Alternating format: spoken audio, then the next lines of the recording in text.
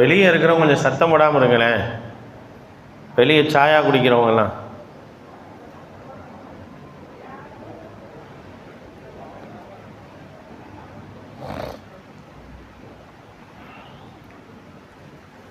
இன்னல் ஹம்தலில்லாஹ் நஹ்மதுஹு வ நஸ்தஈனுஹு வ நஸ்தக்ஃபிருஹு வ நஊது பில்லாஹி மின் ஷுரூரி அன்ஃபுஸினா வ ஸய்யிஆத்தி அஅமாலினா மன் யஹ்திஹில்லாஹு ஃபலா முதில்ல லஹு வ மன் யுத்லில் ஃபலா ஹாதிய லஹு வ அஷ்ஹது அன் லா இலாஹ இல்லல்லாஹ் வஹ்தஹு லா ஷரீக லஹு வ அஷ்ஹது அன்ன முஹம்மதன் அப்துஹு வ ரசூலுஹு.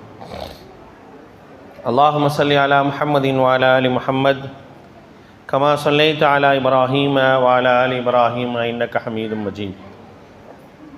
اللهم بارك على محمد وعلى آل محمد كما باركت على إبراهيم وعلى آل إبراهيم إنك حميد مجيد. يا أيها الذين آمنوا اتقوا الله حق تقاته ولا تموتن إلا وأنتم مسلمون.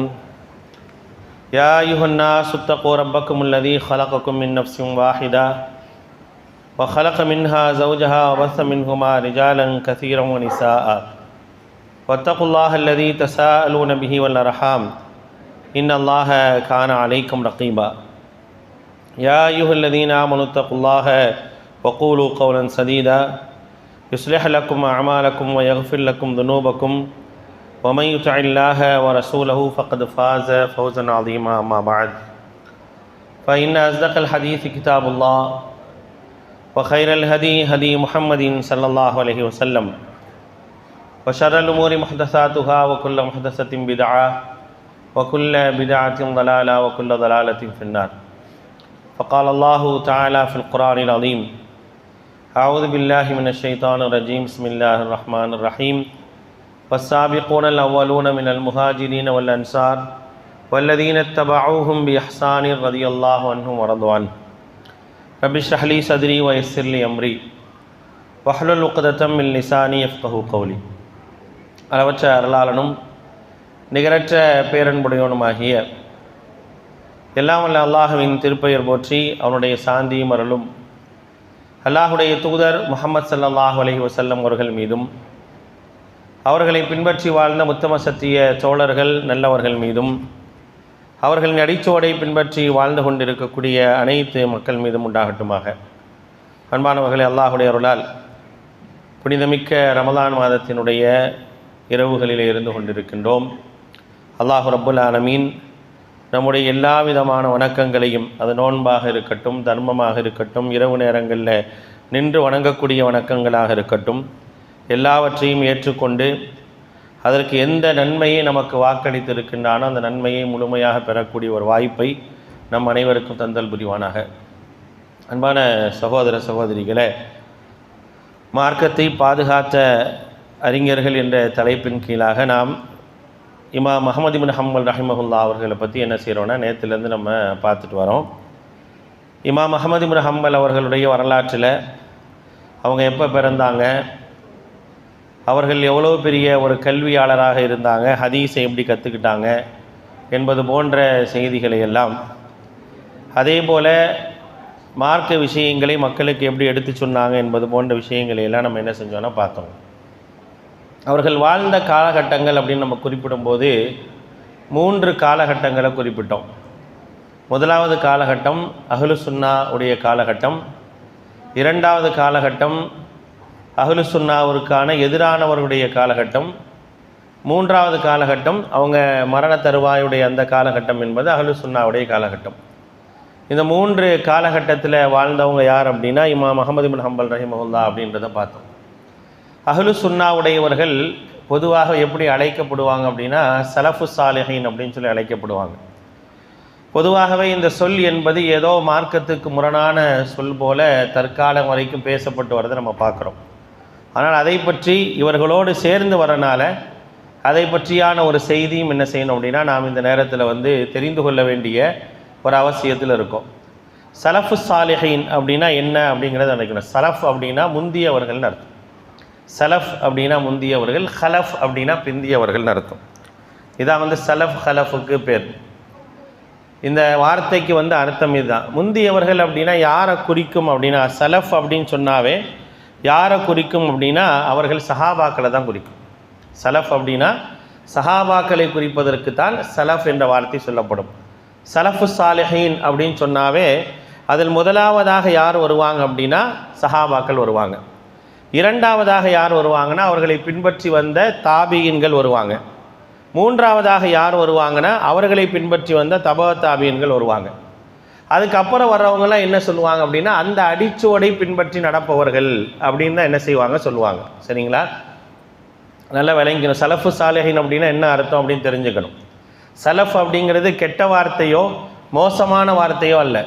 ஏன்னா இன்றைக்கு சலஃப் அப்படிங்கிற வார்த்தையை பொறுத்த வரைக்கும் மார்க்கத்துக்கு முரணான ஒரு வார்த்தையாக பயன்படுத்தப்படுது. நிறையா பேர் சலஃப் கொள்கையை பற்றி பேசும்போது கள்ள சலஃபுகள் அப்படின்லாம் என்ன செய்வாங்க அப்படின்னா பேசக்கூடியது நீங்கள் என்ன செய்யலாம்னா பார்க்கலாம். அப்போ யாரை கள்ள சலஃபுகள் அப்படின்னு சொல்கிறாங்க அப்படின்னாவே அது வந்து யாரை குறிக்குது அப்படிங்கிற விஷயத்தை என்ன செய்யணும் நம்ம தெரிஞ்சுக்கணும். முதலாவது வந்து சலஃப் அப்படிங்கிறது சஹாபாக்களை குறிக்கக்கூடிய விஷயம். சஹாபாக்கள் தான் சமூகத்தில் இந்த மார்க்கத்தில் முந்தியவர்கள் சஹாபாக்கள் தான். எந்த கொள்கை அல்லாஹுடைய தூதர் சொன்னாங்களோ அந்த கொள்கையில் முந்தியவர்கள் யார்? சஹாபாக்கள். அதனால தான் அல்லாஹ் சொல்கிறான் வஸ்ஸாபிகூனல் அவ்வலூன மினல் முஹாஜிரீன வல் அன்சார். அன்சார்கள்லையும் முஹாஜிர்கள்லையும் மார்க்கத்தில் முந்தியவர்களும் வல்லதீன தபஊஹும் பிஹ்சானின், அதே போல் அவர்களை அதே நல்ல வழியில் பின்பற்றுபவர்களும் அவர்களை அல்லாஹ் ரப்புல் ஆலமீன் பொருந்தி கொள்கின்றான் அப்படின்னு சொல்லி திருமுறை குர்ஆனில் அல்லாஹ் ரப்புல் ஆலமீன் சூரத்து தௌபால சொல்லி காட்டுறாங்க. அப்போ இவர்களைத்தான் என்ன செய்யும் குறிக்கும். இதுக்குன்னு தனி கொள்கையெல்லாம் கிடையாது. சலஃப் மன்ஹஜ் அப்படின்னா தனி கொள்கை கொண்ட மன்ஹஜெல்லாம் கிடையாது. நல்லா விளங்கிக்கணும். சலஃப் மன்ஹஜுக்கு தனியான ஒரு கொள்கை கோட்பாடு இதெல்லாம் இருக்கா அப்படின்னா அப்படியும் கிடையாது. இது ஏதோ புதிய ஒரு கொள்கை போல் புதிய சித்தாந்தம் போல் என்ன செய்கிறாங்கன்னா நமக்கு மத்தியில் வந்து திரும்ப திரும்ப சொல்லக்கூடியதை நம்ம பார்க்குறோம். ஏன் சலஃப் அப்படிங்கிற அந்த மன்ஹஜ் பற்றி திரும்ப திரும்ப ஏன் பேசப்படுது அப்படிங்கிறத தெரிஞ்சுக்கணும். சலஃப் மன்ஹஜ் அப்படின்னு சொல்லி ஏன் பேர் வந்துச்சு, சலஃபுகள் அப்படின்னு சொல்லி எப்போ சொல்லப்பட்டாங்க அப்படிங்கிறத நீங்கள் என்ன செய்யணும்னா வரலாற்று ரீதியாக பார்க்கணும். இது ஏதோ நம்ம வந்து நேத்தோ இன்னைக்கோ சொல்லப்பட்ட பேர் அல்ல. ஏன் இந்த பேர் சொல்லப்படுது அப்படின்னா உம்மத்தில் அதிகமான பிரிவுகள் ஏற்படும் பொழுது, நான் பிரிவுகளை பற்றி ஏற்கனவே நிறையா உங்களுக்கு சொல்லியிருந்தேன். உம்மத்தில் அதிகமான பிரிவுகள் ஏற்படக்கூடிய நேரத்தில் சத்தியத்தில் இருப்பவர்கள் யார் என்று அடையாளப்படுத்த வேண்டிய ஒரு அவசியம் இருக்குது. ஏன்னா எல்லாருமே வந்து குர்ஆன் சுன்னான்னு தான் சொல்லுவாங்க. அன்று முதல் இன்று வரைக்கும் வந்து எல்லாருமே குர்ஆன் சுன்னான்னு தான் சொல்லுவாங்க. நீங்கள் நல்லா பார்த்தீங்க அப்படின்னா இன்றைக்கு நாம் இந்த வரலாற்றில் அஹ்மது இப்னு ஹம்பல் ரஹிமஹுல்லாவோடு பார்க்கப்படக்கூடிய மௌமூன் அவர்களுடைய வரலாறை நீங்கள் பார்த்தீங்கன்னா அவரை பற்றி குறிக்கும்போது ஹுவல் இஸ்லாமு அல் முஅ்தஸிலி அப்படின்னு குறிப்பிடுவாங்க. அவர் முஸ்லீம் தான், முஅ்தஸிலா கொள்கையை சார்ந்தவர் அப்படின்வாங்க. அப்போ இன்றைக்கு நிறைய பேர்களை எந்த அடிப்படையில் அடையாளப்படுத்தப்படுறாங்கன்னா குர்ஆன் சுன்னா பேரில் தான் என்ன செய்கிறாங்க அடையாளப்படுத்தப்பட்டு என்ன செய்கிறாங்கன்னா எல்லாருமே தவறான கொள்கைகளையும் தவறான சித்தாந்தங்களையும் என்ன செய்கிறாங்க போதிக்கக்கூடிய நேரத்தில் சரியான கொள்கை உடையவர்கள் யார் அப்படிங்கிறப்ப சலஃபு மன்ஹஜை எவர்கள் பின்பற்றுகின்றார்களோ அவர்கள் தான் சரியான கொள்கை உடையவர்கள். அப்போ அந்த சலஃபு மன்ஹஜ் உடையவர்கள் யார் அப்படின்னா அல்லாஹும் அல்லாஹுடைய தூதரும் எந்த கொள்கையை சொன்னாங்களோ, சஹாபாக்கள் எந்த கொள்கையின் அடிப்படையில் நடந்தாங்களோ, அந்த சஹாபாக்களை பின்பற்றி தாபியன்கள் எதில் நடந்தாங்களோ அதான் சலஃப் மன்ஹஜ். எல்லாம் விளங்கிக்கணும். சலஃப் மன்ஹஜ் அப்படின்னா இதுதான். வேறு புதிதான ஒரு சித்தாந்தம் புதிதான ஒரு கொள்கையை வந்து என்ன சில உருவாக்கலை. யாருமே இந்த மன்ஹஜில் உள்ளவங்க வந்து அல்லாஹ்வையும் அல்லாஹுடைய தூதரையும் தாண்டி வேறு யாரையும் பின்பற்றுங்க அப்படின்லாம் என்ன செய்யலாம் அப்படின்னா நமக்கு சொல்லவும் இல்லை. இதை நம்ம என்ன செய்யணும் அப்படின்னா அடிப்படையில் வந்து தெரிஞ்சுக்கணும். இதுக்குன்னு தனியான இதெல்லாம் கிடையாது. சலஃப் மன்ஹஜ் அப்படின்னா அதுக்குன்னு தனியான கொள்கைகள் கோட்பாடு அதுக்குன்னு கிதாபு அதுக்குன்னு ஃபிக்கு கிதாபு அப்படின்லாம் எதுவுமே இல்லை. சலஃப் மன்ஹஜுடைய அடிப்படை என்ன குர்ஆன் சொன்னாதான். ஏன் அந்த பேர் சமூகத்தில் பேசப்படுது அப்படிங்கிறதுக்கான காரணம் என்னென்னா பிரிவுகள் உருவாகக்கூடிய நேரத்தில் அந்த பிரிவுகளிலிருந்து சரியான சத்தியத்தில் இருப்பவர்கள் யார் என்பதை காட்ட வேண்டும் என்பதற்காக எவர்கள் சலஃபு சாலிஹீன்களோ எவர்கள் சலஃபு மன்ஹஜை பின்பற்றுகின்றார்களோ அவர்கள் தான் என்ன செய்வாங்க அப்படின்னா சரியான கொள்கை உடையவர்கள் அப்படிங்கிறத என்ன செய்வாங்க அப்படின்னா சொல்லுவாங்க. அதனால தான் மன்ஹஜு சலஃபை பற்றி சொல்லும்போது சொல்லப்படக்கூடிய செய்தி என்னென்னா இது வந்து என்னென்னு கேட்டீங்கன்னா தனியான கொள்கையோ தனியான இயக்கமோ தனியான வழியோ இல்லை. இது வந்து தனியான கூட்டமும் கிடையாது. இது தனியான கூட்டம்லாம் கிடையாது. இது குர்ஆன் சுன்னா அடிப்படையில் மார்க்கம் எதை காட்டி தந்ததோ அதை செயல்படுத்துபவர்களுக்கு தான் என்னன்னு கேட்டிங்கன்னா சலஃபு சாலிஹின்னு சொல்லுவாங்க. அந்த பேர் வந்ததுக்கான காரணம் இதுதான். பிரிவுகள் நிறையா வரும் பொழுது அடையாளப்படுத்துறதுக்கு பேர் வேணும். அந்த பேர் வந்ததுக்கான காரணம் அப்படிங்கிறத முதலாவது நம்ம தெரிஞ்சுக்கணும். இரண்டாவதாக இமாம் அஹ்மத் இப்னு ஹம்பல் ரஹிமஹுல்லா அவர்கள் மார்க்கத்தை எப்படி எடுத்துக்கொண்டார்கள், மார்க்க ஆதாரம் இருக்கா இல்லையா? நம்ம எதுவாக இருந்தாலும் எந்த விஷயத்தை சொன்னால் நம்ம என்ன கேட்போம்? ஆதாரம் கேட்போம், அப்படி தானே? யாராவது நமக்கு ஒரு செய்தியை சொன்னாங்க அப்படின்னா அவங்கள்ட்ட முதலாவது நம்ம கேட்குறது என்னென்னா ஆதாரத்தை காட்டுங்க, என்ன ஆதாரம் இருக்குது. எல்லாத்துக்கும் ஆதாரம் கேட்போம். ஆதாரம் கேட்க வேணான்னு என்ன செய்யலை, மார்க்கம் சொல்லலை. எல்லாவற்றிற்கும் ஆதாரம் கேட்க வேண்டி இருக்குது. இன்றைக்கெல்லாம் எப்படி ஆகிப்போச்சு அப்படின்னா, நேற்று ஒருத்தர் ஒரு ஒன்று அனுப்பி என்ன செய்கிறாரு, இது என்ன வசனம்னு சொல்லுங்கண்ணே குர்ஆனில் அப்படின்னு கேட்குறாரு. என்னன்னு கேட்டிங்கன்னா, ஒரு பேக்ரவுண்டில் ஒரு அரபி கீதத்தை குர்ஆன் வசனம் மாதிரியே படிக்கிறாங்க. இதை எப்படி விளங்கிக்கிறாங்க அப்படின்னா, ஒருவேளை இது குர்ஆன் வசனமாக இருக்குமோ, இது குர்ஆன் வசனமாக இருக்குமா அப்படின்னு சொல்லிட்டு இது எந்த வசனம்னு கேட்குறாங்க. அதாவது ஒரு கருத்தை சொல்லும் பொழுது அந்த கருத்தை வசனங்களை போல் என்ன செய்கிறாங்கன்னா மக்கள் கொண்டு போகும் பொழுது என்னன்னு ஆய்வு செய்ய வேண்டியிருக்கு. ஒன்றுமே தெரியலன்னா என்ன செய்வாங்க, குர்ஆன் வசனம்ட்டு போயிடுவாங்கல்ல. ஒரு 4 பேர்ட்டு கேட்கல அப்படின்னா கேட்கும்போது ஒருவேளை குர்ஆன் வசனம் உள்ள இருக்குது அப்படின்னு சொல்லிடுவாங்க. ஒரு காலத்தில் நம்மள்கிட்ட இருந்துச்சு, அரபி லெட்டரை பார்த்தாவே குர்ஆன் நினச்சிட்டு இருந்தோம். அப்படி ஒரு காலம் இருந்துச்சு. அரபி லெட்டரை பார்த்தாவே கீழே கிடந்து எடுத்து முட்டை கொஞ்சம் வச்சுக்குவான், அப்படிலாம் ஒரு காலம் இருந்துச்சு. ஏன்னா அரபி லெட்டர்னாவே குர்ஆன் தான் அப்படிங்கிற அளவுக்கான ஒரு அறியாமை நம்மள்கிட்ட இருந்துச்சு. எந்த அரபி லெட்டரை பார்த்தாலும் குர்ஆன் அப்படிங்கிற அளவுக்கு இருந்தது. அப்போ இப்படி ஒரு அறியாமையில் நம்ம இருந்தோம். இன்னைக்கு வரைக்கும் என்ன செய்கிறாங்கன்னா, அறியாமையில் இருக்கக்கூடிய மக்கள் இருக்கத்தான் செய்கிறாங்க. நம்ம ஒரு விஷயத்தை சொல்கிறோம் அப்படின்னா குர்ஆன் வசனங்களை எப்படி சொல்லணுமோ அப்படி சொல்லணும், ஹதீஸை எப்படி சொல்லணுமோ அப்படி சொல்லணும். குர்ஆனையும் ஹதீஸையும் சொல்வது போல் என்ன செய்யக்கூடாது, மற்ற செய்திகளை சொல்லி மக்கள்கிட்ட என்ன செய்யக்கூடாதுன்னா குழப்பத்தை ஏற்படுத்தக்கூடாது. நன்மைன்னு சொல்லி என்ன செய்கிறான்னா, ஒரு குர்ஆன் வசனத்தை அனுப்புகிறேன், ஒரு குர்ஆன் வசனத்தை மனப்பாடம் பண்ணுறேன்னு சொல்லி ஏதோ ஒன்று மனப்பாடம் பண்ணுறதுல என்ன அர்த்தம் இருக்குது? ஆக இப்படி ஒரு நிலையெல்லாம் மக்கள்கிட்ட இருக்கும்போது சரியான ஒரு ஆதாரம் அப்படிங்கிற விஷயம் நமக்கு தேவைப்படுது. அப்போ ஆதாரத்தின் அடிப்படையில் தான் மார்க்கம் அப்படிங்கிறத நம்ம என்ன செய்ய விளங்கிறோம். அப்போ எப்படி ஆதாரத்தை எடுக்கணும், நான் மார்க்க ஆதாரத்தை எடுக்கிறதுக்கான வழிமுறை என்ன அப்படிங்கிறத இமாம் அஹ்மத் இப்னு ஹம்பல் ரஹிமஹுல்லாஹ்ட்ட நீங்கள் கற்றுக்கணும். நான் ஏற்கனவே சொல்லியிருந்தேன், நேற்று சொல்லும்போது இமாம் அபு ஹனீஃபா ரஹிமஹுல்லாஹ் பற்றி ஒரு செய்தி சொன்னேன். என்ன சொன்னேன்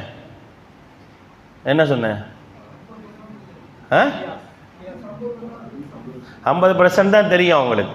ஏன்னா அவங்க காலத்தில் ஹதீஸை தேடியும் செல்ல முடியல, தொகுக்கப்பட்ட விஷயங்களும் என்ன செய்யலை, கிடைக்கல. அடுத்தடுத்த காலங்களில் அது கிடைக்கும் போது எப்படி மார்க்க சட்டத்தை எடுப்பது, ஒரு மார்க்க சட்டத்தை எடுப்பதற்கான வழிவகை என்ன அப்படிங்கிறத என்ன செய்யணும் நம்ம தெரிஞ்சுக்கணும்.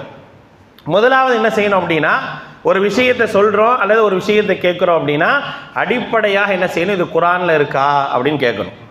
இதுதான் நம்முடைய முதல் விஷயம். நல்லா விளங்கிக்கங்க. ஏதாவது ஒரு செய்தி சொன்னால் நஸ்ஸுல் அசல், அடிப்படையான ஆதாரம் என்பது என்னது தான், குர்ஆனும் சுன்னாவும். இதை தாண்டி எதுவுமே இல்லை. நல்லா விளங்கிக்கங்க. மார்க்க அடிப்படை மார்க்க ஆதாரங்கள் அப்படின்னா குர்ஆனும் சுன்னாவும் தான். நான் ஏற்கனவே உங்களுக்கு அஸ்மா சிஃபாத்தை பற்றி சொல்லியிருந்தேன். யாரை பற்றி பேசும்போது சொல்லியிருந்தேன், ஹசன் பசீர் ரஹ்மத்துல்லாஹ் பேசும்போது அல்லாஹுடைய பெயர்களையும் தன்மைகளையும் என்ன செஞ்சாங்க, எப்படிப்பட்ட குழப்பங்களை எல்லாம் ஏற்படுத்தினாங்க அப்படின்னு சொன்னேன். அப்போ அஸ்மா சிஃபாத் அப்படிங்கிறத எங்கேருந்து நம்ம எடுக்கணும், அல்லாஹுடைய பெயர்களையும் தன்மைகளையும் எங்கேருந்து எடுக்கணும், குர்ஆன்ல இருந்து எடுக்கணும். அல்லது யார் சொல்லியிருக்கணும், நபி ஸல்லல்லாஹு அலைஹி வஸல்லம் சொல்லியிருக்கணும். இதை தாண்டி வேறு எதுலேயுமே என்ன செய்யக்கூடாது, அல்லாஹுடைய பெயர்களையும் தன்மைகளையும் எடுக்கக்கூடாது. ஒன்று. ரெண்டாவது, அல்லாஹுடைய பெயரிலும் தன்மையிலையும் என்ன செய்யக்கூடாதுன்னா எந்த விதமான அந்த அர்த்தத்திற்கு மாற்று அர்த்தம் கொடுக்கக்கூடாது, உதாரணம் கொடுக்கக்கூடாது. அதை மாற்றி என்ன செய்யக்கூடாதுன்னா அதனுடைய அர்த்தங்களையும் பொருள்களையும் எல்லாத்தையும் மாற்றி என்ன செய்யக்கூடாது, சொல்லக்கூடாது. அல்லாஹுடைய பேர் என்னவோ அந்த பேர் அப்படியே சொல்லணும். அது குர்ஆனும் சுன்னாவும் என்ன சொல்லியிருக்கோ அதுதானே தவிர அதை தாண்டி என்ன செய்ய முடியாது, அல்லாஹ்விற்கு எந்த பெயரையோ எந்த விஷயத்தையும் என்ன செய்ய முடியாது, நம்ம சொல்ல முடியாது அப்படிங்கிறத தெரிஞ்சுக்கணும். அப்போ நஸ்ஸு என்னது, அடிப்படையான ஆதாரம் என்பது என்னது தான், குர்ஆனும் சுன்னாவும் தான். அப்போ இமாம் அஹ்மத் இப்னு ஹம்பல் ரஹிமஹுல்லாஹ் என்ன செய்வாங்க அப்படின்னா, அவர்களுடைய ஃபிக்ஹ் வ உசூல் மத்ஹபிஹி அப்படின்னு சொல்லி என்ன செய்கிறாங்கன்னா, அவர்களுடைய எப்படி அவர்கள் மார்க்கத்தை எடுத்து நடைமுறைப்படுத்தினாங்க, அவர்கள் மார்க்கத்தை எப்படி எடுத்து நடைமுறைப்படுத்தினாங்க அப்படிங்கிறத சொல்லும் பொழுது அவங்கள பற்றி சொல்லும்போது சொல்கிறாங்க, அவர்கள் எப்படி எடுப்பாங்க அப்படின்னா, முதலாவது அல் குர்ஆனுல் கரீம், குர்ஆனில் இருந்தால் எடுப்பாங்க. ரெண்டாவது சுன்னத்து நபவியா, நபிகள் நாயகம் ஸல்லல்லாஹு அலைஹி வஸல்லமுடைய வழிமுறையிலிருந்து எடுப்பாங்க. இதுதான் அடிப்படை, நல்லா விளங்குங்க. இதை தவிர வேறு ஆதாரம் இல்லை, இதை தவிர வேறு ஆதாரம் நமக்கு கிடையாது. குர்ஆனும் சுன்னாவும் தான், சரிங்களா? இது அடிப்படையில் நடக்கணும். இதை தான் நமக்கு மார்க்கமும் போதிச்சிருக்கு. தரக்து ஃபீக்கும் அம்ரைனி லன் ததில்லு மா தமஸ்ஸக்தும் பிஹிமா. நாங்கள் அல்லாஹ்வுடைய தூதர் ஸல்லல்லாஹு அலைஹி வஸல்லம் உங்களிடத்தில் இரண்டை விட்டு செல்கின்றேன், அதை பற்றி பிடிக்கும் காலமெல்லாம் நீங்கள் என்ன செய்ய மாட்டீங்க, வழி தவறவே மாட்டீங்க. கிதாபுல்லாஹி வ சுன்னத்தி, அல்லாஹ்வுடைய வேதமும் என்னுடைய வழிமுறையும் அப்படின்னாங்க. மேலும் அல்லாஹ்வுடைய தூதர் சொன்னாங்க, தரக்து ஃபீக்கும்மா, உங்களுக்கு அல்லாஹ்வுடைய வேதத்தை விட்டு செல்கின்றேன், அதை நீங்கள் பற்றி பிடித்து கொள்ளுங்கள் அப்படின்னு சொல்லி அல்லாஹ்வுடைய தூதர் ஸல்லல்லாஹு அலைஹி வஸல்லம் சொன்னாங்க. அப்போ அதுதான் நமக்கு அடிப்படை ஆதாரம். இப்போ குர்ஆன் சுன்னாலிருந்து என்ன செய்யணும் அப்படின்னா, ஒவ்வொரு விஷயத்தையும் நம்ம என்ன செய்யணும் அப்படின்னா எடுத்து நாம் அதன் அடிப்படையில் நடக்கணும். இப்போ ஒரு விஷயத்துக்கு குர்ஆன் சுன்னால தெளிவான ஆதாரம் இருக்கிற மாதிரி எனக்கு தெரியலை, என்னுடைய அறிவுக்கு தெரியாமல் இருக்கு, அப்படி தானே? நம்ம அறிவு எல்லாத்தையும் நடந்தது அல்ல. அப்போ தெரியாதப்ப அடுத்ததாக எங்கே பார்க்கணும் அப்படின்னா, சஹாபாக்கள் இந்த விஷயத்தில் எப்படி நடைமுறைப்படுத்தி இருக்காங்கன்னு பார்க்கணும். இந்த சஹாபாக்கள் மார்க்கத்தின் ஆதாரம் அப்படிங்கிறத எடுக்கிறது அல்ல, மாறாக குர்ஆன் சுன்னாவை நடைமுறைப்படுத்தியவர்கள் யார்? சஹாபாக்கள் நடைமுறைப்படுத்தாங்க. வஹி இறங்கும் போது கூட இருந்தவங்க யார்? சஹாபாக்கள், வேற யாரும் இல்லை. அப்போ வஹி இறங்கும் போது கூட இருந்தது சஹாபாக்கள். அல்லாஹ்வுடைய தூதர் ஸல்லல்லாஹு அலைஹி வஸல்லம் அவர்களுக்கு இறங்கிய வஹியை நீங்கள் மனப்பாடம் பண்ணுங்கன்னு யார்கிட்ட சொன்னாங்க? சஹாபாக்கள்கிட்ட தான் சொன்னாங்க. எழுதி வைங்கன்னு யார்கிட்ட சொன்னாங்க? சஹாபாக்கள்கிட்ட தான் சொன்னாங்க. ஒரு சட்டம் ஏற்றப்பட்டு அந்த சட்டம் இல்லை, இந்த சட்டம் மாற்றப்பட்டது அப்படிங்கிறத யார்கிட்ட தான் சொன்னாங்க? சஹாபாக்கள்கிட்ட தான் சொன்னாங்க. நல்லா விளங்கணும், சஹாபாக்கள் என்பவர்கள் குர்ஆன் சுன்னாவிற்கு அப்பாற்பட்டவர்களோ புதிய கொள்கையை புதிய சித்தாந்தத்தை போதித்தவர்களோ கிடையாது. சஹாபாக்கள் பலரும் எல்லா செய்திகளையும் தெரிந்தவர்கள் என்று யாரையும் சொல்ல முடியாது. சில ஹதீஸுகள் சஹாபாக்களுக்கு தெரிஞ்சிருக்கும், சில செய்திகள் தெரியாமல் இருக்கலாம், அதுதானே தவிர மற்றபடி சஹாபாக்கள் மார்க்கத்திற்கு முரணாக வழிகேட்டில் நடந்தாங்க அப்படின்னு என்ன செய்யக்கூடாது, நம்ம நினைச்சிடவே கூடாது. அப்படி நினைச்சோம் அப்படின்னா முந்தியவர்களை பற்றி தவறான சிந்தனை கொண்ட நபர்களாக நம்ம மாறிடுவோம். அப்போ இவர் என்ன செய்வார் அப்படின்னா, குர்ஆன் சுன்னா அப்படிங்கிற அடிப்படையில் எடுப்பார். மூன்றாவதாக என்ன செய்வார்னா, மார்க்க அடிப்படையில் சஹாபாக்கள் என்ன சொல்லியிருக்காங்க அப்படிங்கிறத பார்ப்பார். சஹாபாக்கள் இந்த விஷயத்தில் என்ன சொல்லியிருக்கிறாங்க அப்படிங்கிறத பார்ப்பார். சரி, சஹாபாக்களுக்கு மத்தியில் கருத்து வேறுபாடு இருக்குமா இல்லையா? கருத்து வேறுபாடு இருக்கத்தான் செய்யும், இல்லாமலாம் இருக்காது. அப்போ நம்ம என்ன செய்கிறது அப்படிங்கிறதுக்கு ஒரு அழகான வழிகாட்டுதலை இமாம் அஹ்மத் இப்னு ஹம்பல் கொடுத்துருக்குறாங்க. நல்லா கவனிக்கணும். நமக்கு முந்தி வாழ்ந்தவங்க மார்க்க விஷயத்தில் எப்படிப்பட்ட ஒரு விஷயங்களை எல்லாம் நமக்கு மிக அழகாக தந்திருக்கிறாங்க. நாம் எப்படி இந்த மார்க்கத்தை எடுத்து நடக்கணும் அப்படிங்கிறதுக்கான நடைமுறையை சொல்லியிருக்கிறாங்கன்னு பார்க்கணும். இதை நம்ம சொன்னோன்னா என்ன சொல்லக்கூடாது, இவர் மார்க்கத்தில் மூணாவதாக ஒரு ஆதாரத்தை இன்றைக்கி சொல்லிட்டாருங்க அப்படின்னு நம்ம விளங்கிடக்கூடாது. அது மூணாவது ஆதாரமே கிடையாது. குர்ஆன் சுன்னாவை விளங்குவதில் உறுதுணையாக நம்ம யாரை பயன்படுத்தணும்? அல்லாஹ்வுடைய தூதரோடு இருந்து மார்க்கத்தை யார் விளங்கினார்களோ, எழுதினார்களோ, மனனம் செய்தார்களோ, அதை மக்களுக்கு பரப்பினார்களோ அவர்களை நாம் பார்க்கணும். ஏன்னா அவங்கள தான் நம்மள்கிட்ட கொண்டு வந்து சேர்த்துருக்குறாங்க. இன்றைக்கி நீங்களும் நானும் முஸ்லீமாக உட்கார்ந்துருக்கோம், குர்ஆன் சுன்னாவை பேசுகிறோம், மார்க்க அடிப்படையில் வாழ்கிறோம் அப்படின்னா நமக்கு கொண்டு வந்து சேர்த்தது அவங்க தான். அப்போ அவங்கள நான் வழிகேடனாகவோ பாவியாகவோ குற்றவாளியாகவோ அவர்களை குறை கண்பவனாகவோ சஹாபியா அவனை தூக்கி எறின்னு சொல்லக்கூடிய அளவிற்கான ஒரு வார்த்தைகளையோ பயன்படுத்தக்கூடியவனாக நான் இருந்தேன் அப்படின்னா நான் வழிகேடன்.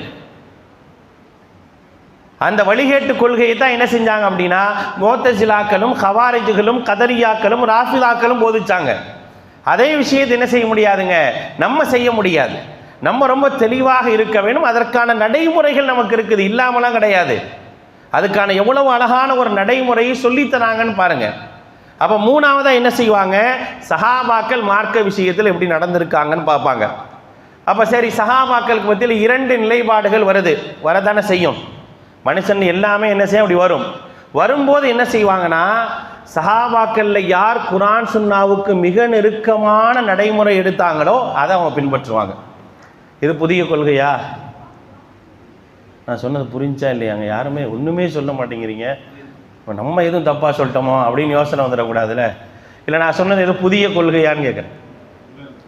இதான மார்க்கத்தை விளங்குதல் அப்படிங்கிறது எந்த அடிப்படையில் சஹாபாக்கள் விளங்கிய அடிப்படையில் ஃபஹ்மு சஹாபா அப்படிங்கிறது அதுக்கு தான் சொல்லுவாங்க. அப்போ ரெண்டு கருத்து வரும் பொழுது இவர் என்ன அணுகுவார் அப்படின்னா, மூணாவது அவர் அணுகக்கூடிய விஷயம் என்ன அப்படின்னா, சஹாபாக்களுக்கு மத்தியில் கருத்து வேறுபட குர்ஆன் சுன்னாவுக்கு எது ஒத்து இருக்குது, எந்த நபித்தோழருடைய கருத்து சரியா இருக்குதோ அதை எடுத்துக்கொள்வார். இப்படி தான் நம்ம மார்க்கத்தை விளங்கணும். சரிங்க, இது எதுவுமே எனக்கு என்ன செய்யலை அப்படின்னா, இந்த 3 அடிப்படையும் எனக்கு சரியாக இருக்காத போது அதுக்கப்புறம் இஜ்மா அப்படின்னு சொல்லுவாங்க. இஜ்மாஉல் உலமா அப்படின்வாங்க. ஒரு மார்க்க விஷயத்தில் ஒரு முடிவெடுக்கக்கூடிய சூழ்நிலை வரும்போது மார்க்க அறிஞர்கள்லாம் சேர்ந்து அல்லது சஹாபாக்கள் எல்லாம் சேர்ந்து என்ன முடிவு எடுத்திருக்கிறாங்க அப்படிங்கிறத பார்ப்பாங்க. அது குர்ஆன் சுன்னாவுக்கு பாதகம் இல்லாத முடிவு, அப்படி எடுக்கப்பட்ட முடிவு தான் குர்ஆனுடைய தொகுப்புனா. அப்படி தானே? குர்ஆனை தொகுத்து கொள்ளுங்கள் அப்படிங்கிறதுக்கு நேரடியான அடிப்படை ஆதாரம் இருக்குதா? இல்லை. சஹாபாக்கள் அபூபக்கர் சித்திக் ரலியல்லாஹு அன்ஹு, உமர் ரலியல்லாஹு அன்ஹு, ஸைத் இப்னு சாபித் ரலியல்லாஹு அன்ஹு எல்லாரும் ஒன்றிணைந்து குர்ஆனை நாம் முழுமையாக சுஹுஃபாக உருவாக்கவில்லை என்று சொன்னால் ஹாஃபிதுகள் பலரும் கொல்லப்பட்டிருக்கிறாங்க. இந்த நேரத்தில் நாம் இதை செய்தாக வேண்டும் என்று என்ன செஞ்சாங்களா இல்லையா? அது ஒன்றிணைந்து சேர்ந்து ஒரு முடிவு எடுத்தது தானே. இப்போ நமக்கு ஒரு விஷயத்தில் தீர்வு கிடைக்கல, அப்போ தீர்வு கிடைக்காத கூட என்ன செய்யணும் அப்படின்னா, இந்த விஷயத்தில் ஒரு பிரச்சனை வந்திருக்குதா, அதில் எல்லாரும் சேர்ந்து என்ன தீர்வு கண்டிருக்கிறாங்க அப்படிங்கிறத என்ன செய்வோம் அப்படின்னா, நம்ம பார்த்து என்ன செய்வோம், ஒரு முடிவு எடுப்போம். நிறைய முடிவுகள் இருக்குது.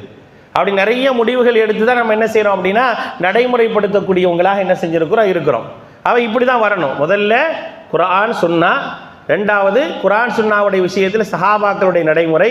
இது எதுலேயுமே எனக்கு கிடைக்கல அப்படின்னா இஜ்மாஉல் உம்மா, எல்லாரும் சேர்ந்து என்ன செய்கிறாங்க, என்ன முடிவு எடுத்திருக்கிறாங்க அப்படிங்கிறத பார்க்கணும். அதுலேயும் எனக்கு ஒரு தெளிவு வரல. அப்போ நான் ஒரு விஷயத்தை முடிவு செய்யலாம். நான் படித்த வரைக்கும், நான் தெரிந்த வரைக்கும் இப்படி நடந்தால் இது சரியாக இருக்கும் அப்படிங்கிற அடிப்படையில் செயல்படுறதுக்கு பேர் கியாஸ் அப்படின்னு சொல்லுவாங்க. அதுக்கு பேர் என்னது? கியாஸ், கிரகித்து முடிவு செய்தல் அப்படிங்க. இப்படி தான் மார்க்கம், இப்படி தான் மார்க்க விஷயங்களை எடுக்கணும். அப்படி தான் யார் எடுத்திருக்கிறாங்க? இமாம் அஹ்மது இப்னு ஹம்பல் எடுத்திருக்கிறாங்க. இப்படித்தான் அவர்களுடைய விஷயம் இருந்துச்சு. அதனால தான் சொல்லுவாங்க, இப்னுல் கய்யிம் ரஹிமஹுல்லாஹ் அவங்க சொல்லும்போது சொல்லுவாங்க, அன்னல் உசூல் அல்லத்தி பனா அலைஹ இமாம் அஹ்மத் ஃபதாவியா ஹம்சியா. இமாம் அஹ்மது இப்னு ஹம்பல் அவர்கள் மார்க்கத்தினுடைய அடிப்படை ஆதாரங்களை மிக அழகாக என்ன செஞ்சாங்க, கோடிட்டு காட்டினாங்க. அவ்வளன நுசூஸ், சானியா மாஃப்தா பி சஹாபா, சாலிசா இஹ்தலஃப சஹாபா தஹய்யரு அக்வாலிஹிம் மா கான அக்ரபுஹா இலல் கிதாபி வ சுன்னா, ராபியான் ராபியான் அல் ஜும்ஹூர் அல் ஹாமிசன் அல் கியாஸ். இமாம் இப்னுல் கய்யிம் ஜௌஸி ரஹிமஹுல்லாஹ் என்ன செய்கிறாங்கன்னா ரொம்ப அழகாக சொல்லுவாங்க. என்னன்னு கேட்டீங்கன்னா, அஹ்மது இப்னு ஹம்பல் ரஹிமஹுல்லாஹ் மார்க்கத்தை எப்படி எடுக்க வேண்டும் என்பதற்கான ஒரு அழகிய வழிகாட்டுதலை நம்ம கொடுத்துட்டு போயிருக்கிறாங்க. நாம் அவர்களிடத்தில் அதை படிக்க வேண்டும் என்று சொல்றது யாரு? குர்ஆன் சுன்னாவுடைய அறிஞராக உலகத்தில் அறியப்படக்கூடிய இமாம் இப்னுல் கய்யிம் ஜௌஸி ரஹிமஹுல்லாஹ். அவங்கள பொறுத்த வரைக்கும் யாருக்கு எந்த மாற்று கருத்தும் கிடையாது. அவங்க சரியான அகீதாவுடைய அறிஞர் அப்படின்னு சொல்லப்படக்கூடிய அவங்க தான். இமாம் இப்னு தைமியா ரஹிமஹுல்லாவுடைய மாணவர் தான் இமாம் இப்னுல் கய்யிம் ஜௌஸி ரஹிமஹுல்லாஹ். அப்போ அவங்க சொல்கிறாங்க, அவங்க ரொம்ப அழகாக சொல்கிறாங்க, நீங்கள் இப்படித்தான் ஒரு அடிப்படையை சொல்லி தந்திருக்கிறாங்க. அதனால என்ன செய்வாங்க அப்படின்னா, சில நேரங்களில் ஹதீஸுகள் இருக்கா இல்லையா, இந்த இஜ்மா எடுக்கக்கூடிய நேரத்தில் இஜ்மான்றது ஒட்டுமொத்தமாக இருக்கக்கூடிய மார்க்க ரீதியாக எது சரியாக இருக்குன்னு பார்க்கறதுக்காக என்ன செய்வாங்க அப்படின்னா, ஹதீஸுகளில் 2 வகை இருக்குது. சரிங்களா? மர்ஃபூ, முர்சல் அப்படின்னு 2 வகை இருக்குது. மர்ஃபூனா நபி ஸல்லல்லாஹு அலைஹி வஸல்லம் வரைக்கும் உயர்த்தப்பட்டிருக்கும். முர்சல்னா சஹாபாக்களோட நின்றுருக்கும். அதுக்கு பேர் முர்சல்னு சொல்லுவாங்க. மர்ஃபூவான ஹதீஸுகளில் ஒரு தெளிவு கிடைக்கல அப்படின்னா முர்சலை பார்ப்பாங்க. இதில் எல்லாரும் ஒன்றிணைந்து என்ன முடிவு எடுத்திருக்கிறாங்க, ஒன்றுக்கு மேட்ட சஹாபாக்கள் எப்படி ஒரு முடிவு, ஜும்ஹூர் அப்படின்னு சொல்லக்கூடிய எல்லாரும் சேர்ந்து என்ன முடிவு எடுத்திருக்கிறாங்கன்னு பார்த்துட்டு என்ன செய்வாங்க அப்படின்னா அதை நடைமுறைப்படுத்துவாங்க. அப்போ இதுதான் மார்க்கத்தை நடைமுறைப்படுத்துவதற்கான வழிமுறைகள். இந்த வழிமுறைகள் தான் சரியான வழிமுறை. இந்த வழிமுறையில் எது தவறாக உங்களுக்கு தோணுதா, புதிய கொள்கையாக புதிய சித்தாந்தமாக தோணுதானே? கிடையாது. நம்ம என்ன நினச்சிட்டு இருக்கோம் அப்படின்னா, அல்லாஹ் சொல்கிறான், அல்லாஹுடைய தூதர் சொல்கிறாங்க, அதை அப்படி சொல்லிட்டு அதுக்கப்புறம் இந்த விஷயத்தில் இந்த நபித்தோடர் இந்த செய்தியை சொல்கிறார் அப்படிங்கிறப்ப நான் என்ன நினைக்கிறேன் அப்படின்னா, அல்லாஹுடைய தூதருக்கு பிறகு நான் சொல்கிறேன்ற ஒரு கருத்து பெருசா, நபித்தோடர் சொல்கிறேன்ற ஒரு கருத்து பெருசா அப்படிங்கிறப்ப நபித்தோடரை தூக்கி போட்டு நம்மளை முன்னால் போட்டுக்கோன்னு முடிவு பண்ணுறாங்க. புரியுதுங்களா? அப்படி வரும்போது என்ன ஆகுது அப்படின்னா, அப்போ எல்லா நிலைகளிலும் என்ன செய்ய வேண்டியதில்லை, மார்க்கத்தை நேரடியாக கற்றவர்களுடைய கருத்துக்களை எடுக்க வேண்டாம் அப்படிங்கிற ஒரு நிலை என்ன செய்யுது, நமக்கு வந்துடுது. அவெல்லாம் என்ன செய்ய நிறைய பிரச்சனைகள் வருது, நிறைய குழப்பங்கள் வருது. கொள்கை குழப்பங்களுக்கான காரணம் அதுதான். என்னைக்கு நம்ம சஹாபாக்களை தூக்கி போட்டுறோமோ, நான் திரும்ப திரும்ப சொல்றதுக்கான காரணம் அதுதான்.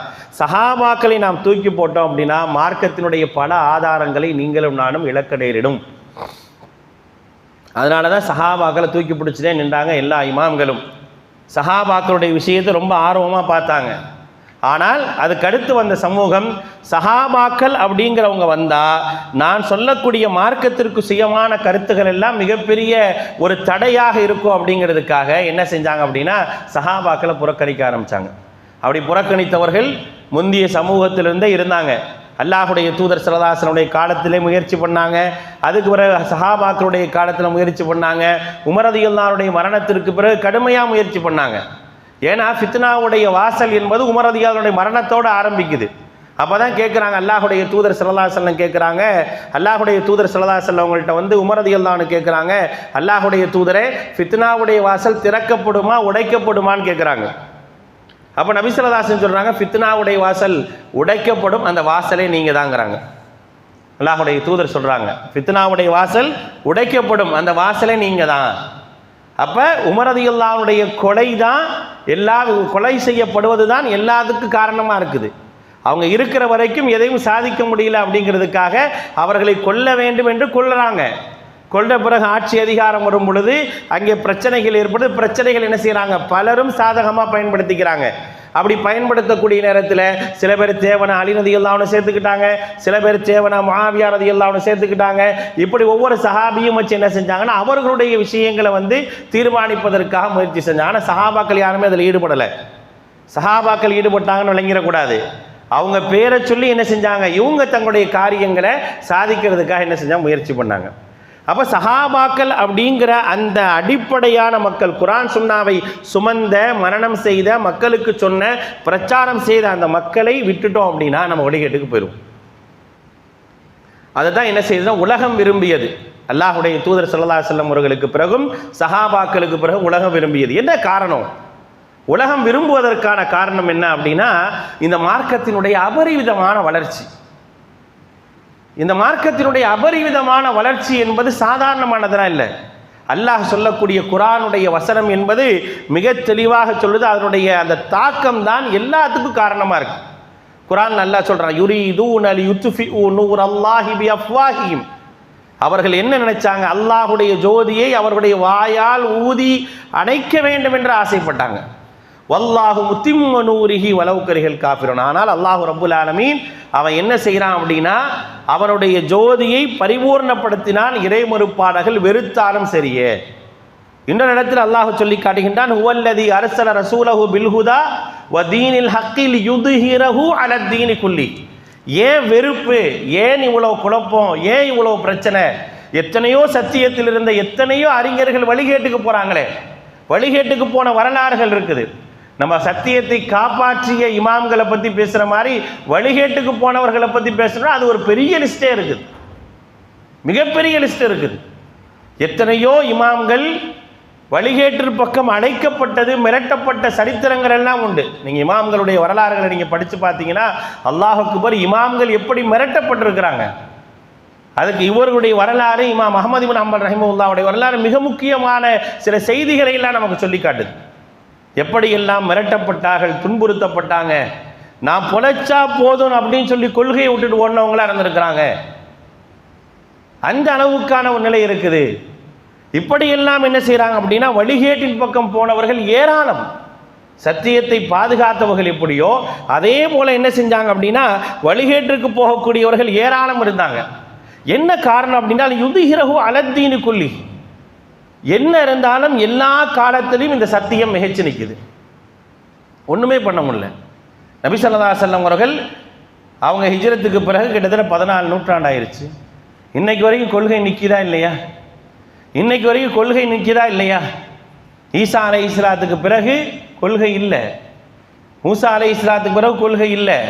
அங்கெல்லாம் சாதிக்க முடிந்தவர்களால் முஹம்மது ஸல்லல்லாஹு அலைஹி வஸல்லம் அவர்களுக்கு பிறகு சாதிக்க முடியல. எப்படியெல்லாம் முயற்சி செஞ்சு எல்லாத்துலேயும் தோல்வி அடைகிறாங்க. இஸ்லாம் பெயராலே குழப்பத்தை உருவாக்குவோம், இஸ்லாம் பெயராலே குழப்பத்தை உருவாக்குவோம். நபிகள் நாயகம் ஸல்லல்லாஹு அலைஹி வஸல்லம் அவர்களை முன்னெடுத்திய மார்க்கத்தில் மிகப்பெரிய ஒரு குழப்பத்தை உருவாக்குவோம் அப்படிங்கிறதுக்கான எல்லா வேலைகளையும் பார்த்தாங்க. நீங்கள் நினைக்கிற மாதிரிலாம் கிடையாது. அல்லாஹுடைய தூதர் ஸல்லல்லாஹு அலைஹி வஸல்லமுடைய கபர் ஏன் முக்கியத்துவப்படுத்தப்பட்டது? அல்லாஹுடைய தூதர் ஸல்லல்லாஹு அலைஹி வஸல்லம் அவர்கள் பெயரால் மௌலூதுகள் ஏன் உருவாக்கப்பட்டது? மார்க்கத்தை சொல்வதற்காக யார் யாரெல்லாம் வந்தார்களோ அவர்களெல்லாம் எப்படி தலைவர்களாகவும் கடவுள்களாகவும் ஆக்கப்பட்டார்கள்? நீங்கள் இவருடைய வரலாறுகள்லாம் பார்த்தீங்க அப்படின்னா வரலாறுகளில் பல இடங்களில் இந்த இமாம்களுடைய தாக்கம் எங்கேருந்து இருக்கும் அப்படின்னா பகதாதில் இருக்கும், ஈராக்கில் இருக்கும். அந்த மாதிரி இடங்கள்ல இருந்தால் என்ன செய்கிறாங்க அப்படின்னா எல்லா இடங்களுக்கும் போனாங்க அப்படிங்கிற செய்தியை நீங்கள் பார்க்கலாம். அதே பகதாதில் சமீபகால நூற்றாண்டுகளில் உருவாக்க வந்தவங்களெல்லாம் என்ன செய்கிறாங்க அப்படின்னா இன்றைக்கு வரைக்கும் கடவுளாக சித்தரிக்கக்கூடியவங்களாக இருக்கிறாங்க. முஹையத்தீன் அப்துல் காதர் ஜெயிலானி ரஹிமஹுல்லாஹ் அப்படி தான் கடவுளாக ஆக்கப்படுறார். அவர் எங்காவது எந்த சித்தாந்தமாவது அவர் தன்னை முற்படுத்தி தன்னுடைய அற்புதங்களை முற்படுத்தி எந்த சொல்லையும் சொன்னவர் இல்லை. ஆனால் அவர் எப்படிப்பட்டவராக இன்னைக்கு பார்க்கப்படுறான்னு நீங்கள் பார்க்கணும். அப்போ எல்லா காலமும் என்ன நினைக்கிறாங்கன்னா இந்த குர்ஆன் சுன்னா என்பது மேலோங்காமல் இருப்பதற்கு என்னென்ன வழி இருக்கோ எல்லாத்தையும் பார்க்குறாங்க. ஆனால் அதில் தோற்று தான் போகிறாங்க. எத்தனை நூற்றாண்டுகள் ஆனாலும் என்ன செய்ய முடியாது, எவ்வளவு சூழ்ச்சியாளர்கள் வந்தாலும் என்ன செய்ய முடியாதுன்னா இதை ஒன்றுமே செய்ய முடியாது. அது வேறு வேறு விதங்களில் வேறு வேறு வார்த்தைகளில் என்ன செய்வாங்க அப்படின்னா மாற்றிக்கொண்டே இருப்பாங்க. அப்போ இப்படிப்பட்ட விஷயங்களை எல்லாம் தாண்டி தான் என்ன செய்யுது அப்படின்னா நாம் இருக்கக்கூடிய கொள்கை இருக்குது. நம்ம சத்தியத்தில் நாம் வேண்டுமானாலும் சிரமம் இல்லாமல் இந்த சத்தியத்தை பின்பற்றக்கூடியவர்களாக இருக்கலாம். நமக்கு எந்த சிரமமும் இல்லை. நாம் சத்தியத்தில் தடம் புறம் பொழுது நமக்கு வழிகாட்டுவதற்கான அறிஞர்கள் இருக்கிறாங்க, அவங்க மார்க்கத்தை சொல்கிறாங்க, அதை ஏற்று நம்ம நடக்கக்கூடியவர்களாக இருக்கிறோம். ஆனால் ஒரு காலகட்டத்தில் ஒரு குறிப்பிட்ட அறிஞர் மரணித்து விட்டார் என்று சொன்னால், குறிப்பிட்ட மார்க்கத்தை சரியாக புரிந்த ஒருவர் இறந்து விட்டார் என்று சொன்னால், ஒரு நூற்றாண்டு 2 நூற்றாண்டு வரைக்கும் ஒரு நூற்றாண்டு வரைக்கும் மார்க்கத்துக்கு முரணான விஷயங்கள்ல அதிகமாக ஊடுருவி நிற்கும். அப்படி நிற்கக்கூடிய நேரத்தில் சத்தியத்தை சொல்ல வேண்டும் என்பதற்காக ஒருவர் வரும் பொழுது அந்த கொள்கையே புதுசாக தெரியுது, உண்மையான கொள்கையே புதுசாக தெரியுது. அதனால தான் அல்லாஹுடைய தூதர் ஸல்லல்லாஹு அலைஹி வஸல்லம் முன்னறிவிப்பு செஞ்சாங்க, இன்னல்லாஹ யுபாசு லிகுல்லி மிஅத்தி சனத்தின் இமாமுல் முஜத்தித் அப்படின்னாங்க. அல்லாஹ் ரப்புல் ஆலமீன் ஒவ்வொரு நூற்றாண்டுக்கும் ஒரு புதிய ஒருவரை என்ன செய்கிறான், மார்க்கத்தை புதுப்பிக்கக்கூடிய ஒருவரை என்ன செய்கிறான் இந்த சமூகத்துக்கு அனுப்புகிறான். ஏன்னா மார்க்கத்தை கற்றவர்கள் தான் நபிமார்களுடைய வாரிசுகள். அல் உலமாஉ வரஸத்துல் அம்பியா, நபிமார்களுடைய வாரிசுகள் என்ன அப்படின்னா அறிஞர்கள் தான். லம் யுவரிசு தீனாரம் வலா திர்ஹமன், எந்த நபியும் தீனாரையோ திர்ஹமையோ வாரிசாக விட்டு செல்ல மாட்டாங்க. அல்லாஹுடைய தூதர் எதையும் விட்டுட்டு போகல. நபி ஸல்லல்லாஹு அலைஹி வஸல்லம் அவர்கள் எதையா விட்டுட்டு போனாங்களா? கல்வியை தவிர எதையும் விட்டுட்டு போகல. அவங்க கொடுத்தது இல்ம தான். எல்லாத்தையும் நான் சொல்லிட்டேனா? ஆமாம் சொல்லிட்டோம். நீங்கள் எல்லாத்தையும் எனக்கு சொல்லிட்டீங்க. பலா யா ரசூலல்லாஹ், அல்லாஹ்வை சாட்சியாக்குனாங்க. அல்லாஹ் வசனத்தை இறக்குனா, மார்க்கத்தை பரிபூர்ணப்படுத்தினாங்க. அல்லாஹ் பரிபூர்ணப்படுத்தின பிறகு சொன்னால் எல்லாத்துலேயும் போய் சொல்லுங்க அப்படின்ட்டாங்க. அது முடிஞ்சோன்னு சொல்லிட்டாங்க, எல்லாத்துலேயும் போய் சொல்லுங்க. ஃபைம்மா ஏத்தி என்னக்கும் மின்னி ஹுதா, முதலாக ஆதம் அலைஹிஸ்ஸலாத்தை அனுப்பும்போது அல்லாஹ் அதான் சொன்னான், என்னிடத்திலிருந்து ஒரு நேர்வழி வரும், அந்த நேர்வழியை நீங்கள் என்ன செய்யுங்க, பின்பற்றி நடங்க, அதில் நடந்தால் தான் வெற்றி அப்படிங்கிறத சொல்லிட்டாங்க. ஆக இந்த சத்தியம் அப்படிங்கிறத நான் இன்னைக்கு பார்க்குறேன். இன்னைக்கு நான் சத்தியத்திற்கு அல்லாஹ் காப்பாற்றணும். நம்முடைய சந்ததிகள் வரக்கூடிய நேரத்தில் சத்தியங்கள் இருக்குமான்னு தெரியாது. அல்லாஹ் காப்பாற்றணும். அசத்திய கொள்கைகள் புகுத்தப்பட்டுருமோ அப்படிங்கிற ஒரு அச்சம் இருக்குது. ஏன்னா இன்றைக்கு குர்ஆன் சுன்னாவுடைய பெயரால் ஏராளமான வழிகட்ட கொள்கைகள் இன்றைக்கு போதிக்கப்படுகின்றது. ஷியாயிசம் குர்ஆன் சுன்னா பெயரால் போதிக்கப்படுது. நல்லா விளங்கிக்கங்க, ஷியாயிசம் போதிக்கப்படுது. எந்த ஷியாயிசம்? குஃபுரை அடிப்படையாக கொண்ட ஷியாயிசம். ஷியாயிசம் என்பது என்னைக்குமே என்ன செய்யாது, மார்க்கத்திற்கு உட்பட்டதாக ஆகாது.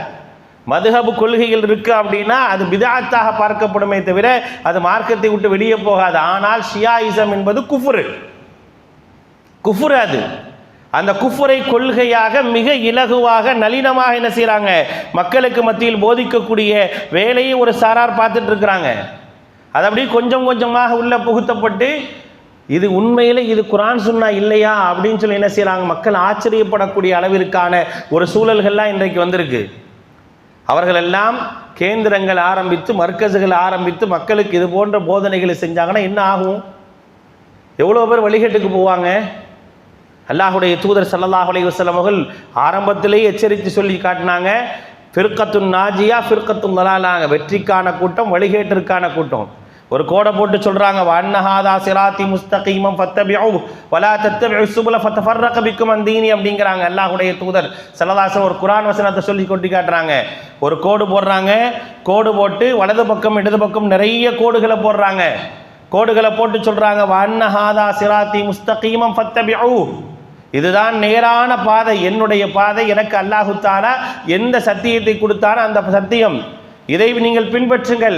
வலா தத்தபிஉ சுபுல ஃபதஃபர்ரக பிக்கும் அன் தீனி, அல்லாஹ்வுடைய மார்க்கத்தை விட்டு உங்களை பிரித்து கொண்டு செல்லக்கூடிய எந்த வழிகளையும் நீங்கள் பின்பற்றி விடாதீர்கள் அப்படின்னாங்க.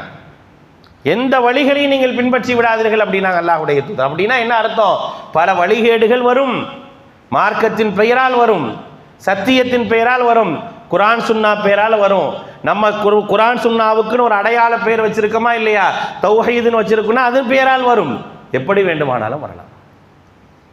இல்லது அறிவுங்கிற பெயரால் வரலாம், மார்க்கம் அறிவோம்ங்கிற பெயரால் வரலாம், அறிவால் அறிவோங்கிற வரலாம், எப்படி வேண்டுமானாலும் வரலாம். ஆனால் எல்லாம் வழிகேடு. அந்த வழிகேட்டிலிருந்து நாம் என்ன செய்யணும் அப்படின்னா, நம்மை காப்பாற்றி கொள்ள வேண்டும் என்று சொன்னால் மார்க்கத்தை நான் எப்படி அறிவது, எப்படி விளங்குவது நமக்கு தெரியும். அந்த அடிப்படையை மிக அழகாக 2ஆம் நூற்றாண்டுடைய இறுதியில் 3ஆம் நூற்றாண்டுடைய ஆரம்பத்தில் இருந்த இமாம் அஹ்மத் இப்னு ஹம்பல் ரஹிமஹுல்லாஹ் மிக அழகாக சொல்லிட்டாங்க. அதை ரொம்ப அழகாக இப்னு கய்யிம் ஜௌஸி ரஹிமஹுல்லாஹ் சொல்லி காட்டுறாங்க. குர்ஆன் அடிப்படை ஆதாரம், சஹாபாக்களுடைய நடைமுறைகள் கருத்து வேறுபாடுகள் வந்தது என்று சொன்னால் குர்ஆன் சுன்னாவுக்கு ஒத்து இருக்கக்கூடிய சஹாபாக்களுடைய நடைமுறைகள், 4வதாக இஜ்மா, அதுவும் இல்லைன்னா கியாஸ். இது எனக்கு எதுவுமே கிடைக்கலங்க அப்படிங்கிறப்ப அந்த இடத்துல நான் என்ன செய்வேன்? கிரகிச்சு ஒரு முடிவெடுப்பேன். இது எதுவுமே மார்க்கத்துக்கு முரண் இல்லை அப்படிங்கிறப்ப நான் என்ன செய்யலாம் அப்படின்னா ஒரு முடிவெடுக்கலாம் அப்படிங்கிற ஒரு அடிப்படையை நமக்கு சொல்லி தந்திருக்கு. ஆக இந்த அடிப்படையில் தான் நம்ம பயணிக்கணும். அப்படித்தான் என்ன செஞ்சாங்க? பயணிச்சாங்க. அப்படி அவர்களுடைய பயணத்தை எடுத்து நடக்கக்கூடிய நேரத்தில் நல்லபடியாக அந்த பயணம் போய்கொண்டு இருக்கும் பொழுது அங்கே கொள்கை குழப்பங்கள் ஏற்படுது. கொள்கை குழப்பத்தினுடைய ஆரம்ப வருடம் அப்படின்னு எடுத்தீங்கன்னா ஹிஜ்ரி 212. நேற்று தான் பிரச்சனையாச்சு. 212 2012 2012 பெரிய குழப்பம் வந்துச்சு. முடிஞ்சால் அதையும் பார்ப்போம் நம்ம இன்ஷா அல்லாஹ். சரிங்களா? 212. அந்த 212 ஆரம்பித்து 218 அது மிகப்பெரிய ஒரு குழப்பமாக ஆகி, அப்படி ஆகக்கூடிய நேரத்தில் எப்படியெல்லாம் அறிஞர்கள் வழி தவறுனாங்க, மார்க்கத்தை குர்ஆன் சுன்னாவை போதித்த அறிஞர்கள் எப்படியெல்லாம் வழி தவறுனாங்க, எப்படி ஒரு இரவில் முதல் இரவில் உறுதியாக இருந்தவர்கள் அடுத்த இரவில் எப்படி என்ன செஞ்சாங்க? வழிகேட்டு கொள்கைக்கு ஆதரவாக நின்றாங்க.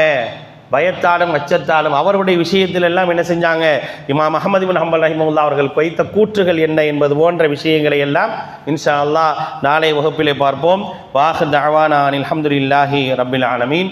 சுப்ஹானக அல்லாஹும்ம வ பிஹம்திக அஷ்ஹது அன் லா இலாஹா இல்லா அன்த அஸ்தக்ஃபிருக வ அத்தூபு இலைக்.